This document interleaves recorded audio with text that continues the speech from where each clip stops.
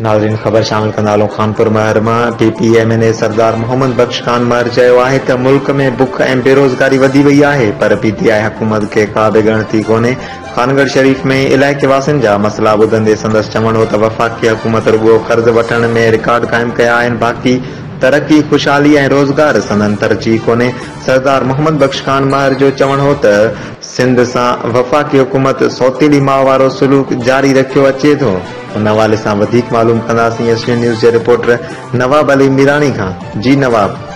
नाज़रीन खानपुर महर मां ख़बर ॾिनाली त PPMNA सरदार मोहम्मद खान महर चयो आहे त मुल्क में बुख ऐं बेरोज़गारी वधी वई आहे, पर PTI हुकूमत जी का बि ॻणती कोन्हे।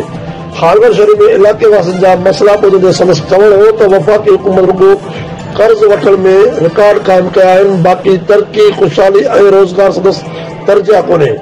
सरदार मोहम्मद खान महर जो चवणु हो त सिंध सां वफ़ाक़ी हुकूमत सौतेली माउ वारो सलूक जारी रखियो पई अचे ऐं सिंध जे जाइज़ तरक़ियाती बजट मां या बि कटौती कई वञे थी या बजट जारी नथी कई वञे, जंहिंजो सिधो सौ असर अवाम ते पइजी रहियो आहे।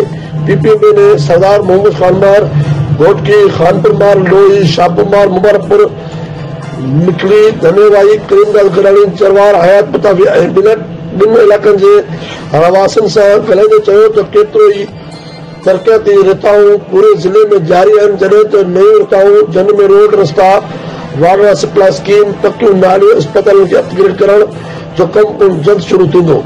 संदसि वधीक चवणु हो त बेरोज़गारी नौजवाननि खे अॻु में सिंध हुकूमत नौकरियूं ॾिनियूं ऐं हाणे बि पीपल्स पार्टी जी हुकूमत नौकरियूं ॾींदी।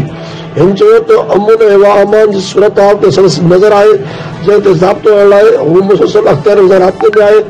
हिन चयो त 27 दिसंबर ते शहीद राणी जी वरसी तक़रीब में खानगढ़ घोटकी खां हज़ारे गाड़ियुनि जो काफ़िलो कारकोट जी अॻवानी में शहीद राणी खे भेटा पेश करण लाइ रावलपिंडी रवानो थींदो। नवाब मीरानी, SN न्यूज़, खानपुर महर।